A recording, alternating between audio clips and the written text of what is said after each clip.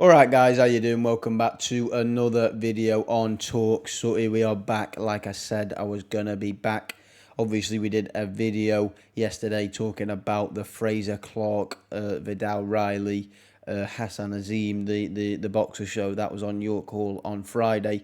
We spoke about that. I actually forgot to mention about Caroline Dubois. I'll just quickly shout her out because she had a very good performance. I think they're trying to get her against Michaela Mayer next, a fight that I definitely want to see. But moving on swiftly to the fight that happened in, was it New Orleans?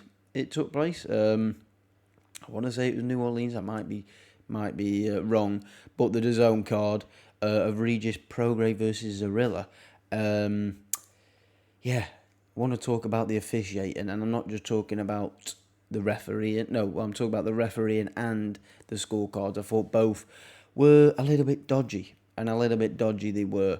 It's becoming a bit of a theme more and more that we seem to be having these just incorrect and incompetent scorecarding, judging, reffing, bad stoppages, bad scorecards, which is just becoming more and more a theme, and it just needs to stop. It needs to stop because there's some big fights later on in the year, and we don't want these happening in these sort of big fights, and it's just not. It's not good look for the sport, and it's not a good.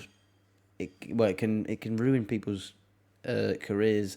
Not ruin them, but it can damage them a bit if people take losses that they shouldn't be taking because of incompetence in the reffing and in the scorecards.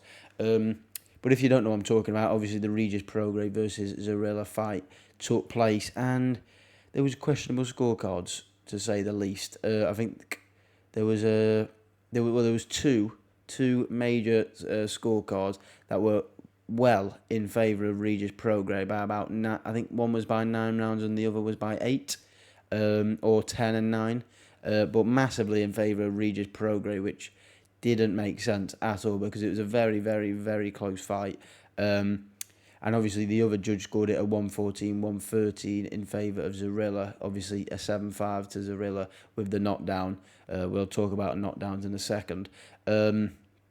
Yeah, that was just that was more of a realistic card, the 114-113, than the 110 and the is it the 110? Oh, I can't quite remember the other two scorecards. But they were just poor.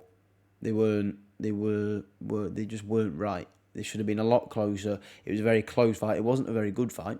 I'll give you that. That's what I'll give them. It was a very poor fight from both fighters. Not much thrown. I think there was 84 punches thrown in the whole contest, the lowest ever output in a 12-round fight, or title fight, should I say. I think the one before that was 91, I think, with Casemiro when he fought. So, yeah, not a good way to start with anyway, and it does make for difficult scoring, but when there's two judges, two judges are scoring round 2 for Regis Prograis when he lands a total of 0 punches in the round. Yes, 0 punches, and I think Zorilla landed 3, I believe.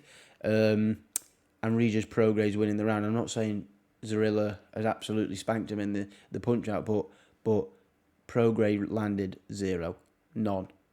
How do you win a round by landing not a 0 punch? He's shadowboxing, punching air, not landing on the target. What's going on? I think he threw more than Zorilla in that round. I think he threw like 10 plus more shots at him, but he landed 3 less. He landed none.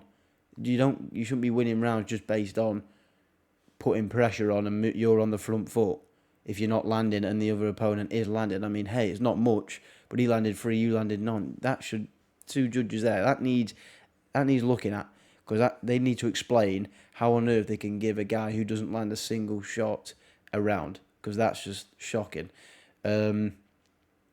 Personally, I had it 6-6. And then with the knockdown, Regis Prograis takes it. But I've seen a lot of people have the same score as the judge that scored it, Zorilla, 114-113. And that's respectable. It was a close fight. There wasn't much happening. It wasn't a good fight, like I said. But Zorilla, some people thought Zorilla did enough, and fair enough. Talking about the knockdown, though, now. Yeah, Regis Prograis got a knockdown in round 3. But I want to now jump on to the head of the ref and question why he didn't give Zorilla a knockdown in round 1 when I thought I saw a peachy backhand land on Regis Prograis that seemed to make him drop onto the floor. However, the ref called it a slip. But I think it's probably because Regis Prograis took Zorilla down with him and Zorilla kind of fell over as well.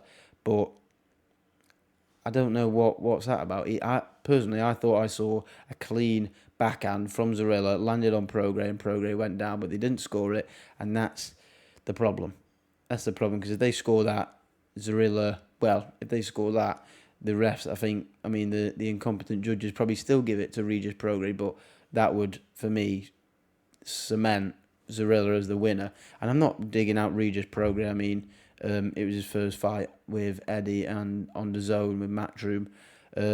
But I expected a bit more. Obviously, he was supposed to fight Liam Paro, which would have been a good fight. But obviously, Zorilla came in. Again, wasn't the most active fighter, wasn't really doing loads. But like I said, some people thought he did enough, and not me personally. I thought it was very close. I thought rounds could have gone either way because, like I said, not many shots were landing. But yeah, that knockdown's got to be scored for me.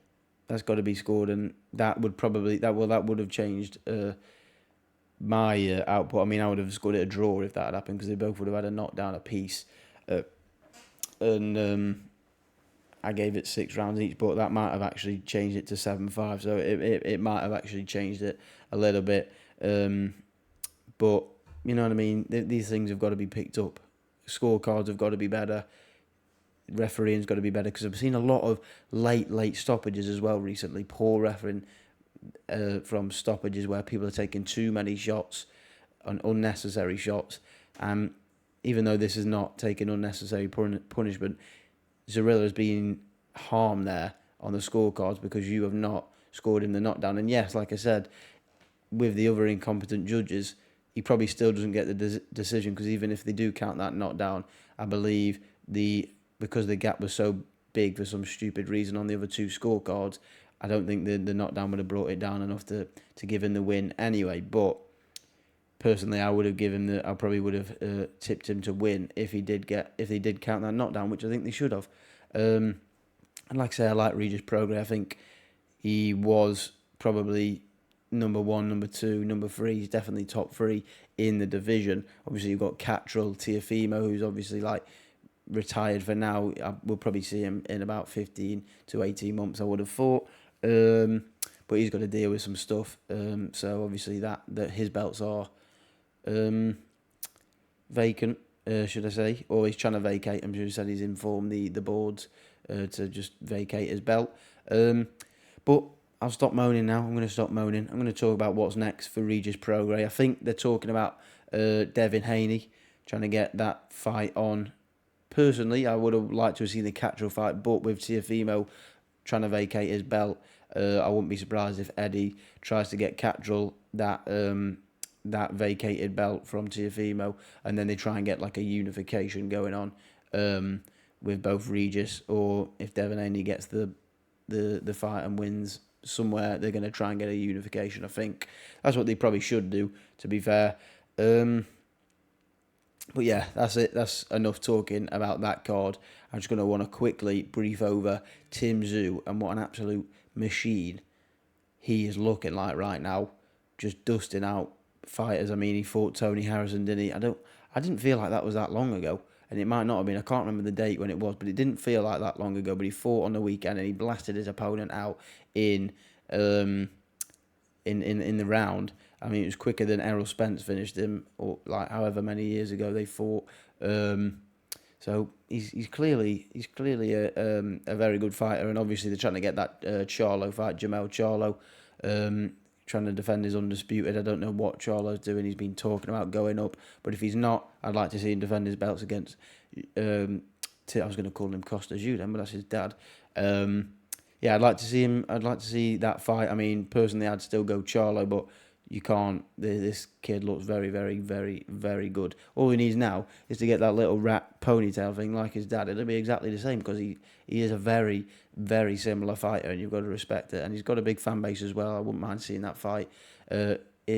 In his own backyard. I wouldn't mind Charlo going. I mean, it'd probably be in the US, but I think it'd be quite good if they did it over in Tim Zoo's back garden. But yeah, we'll see what happens with that.